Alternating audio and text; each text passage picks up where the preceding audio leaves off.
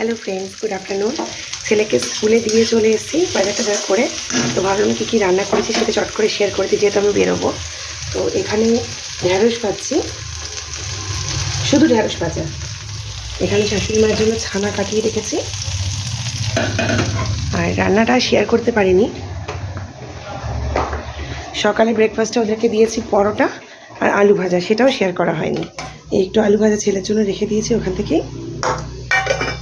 এখানে করলাম থোর চিংড়ি মাছ আলু দিয়ে তরকারি। এখানে করেছি মাছের ঝাল। এখানে হাঁসের ডিম আলু দিয়ে কারি। আর এখানে করেছি ভাত।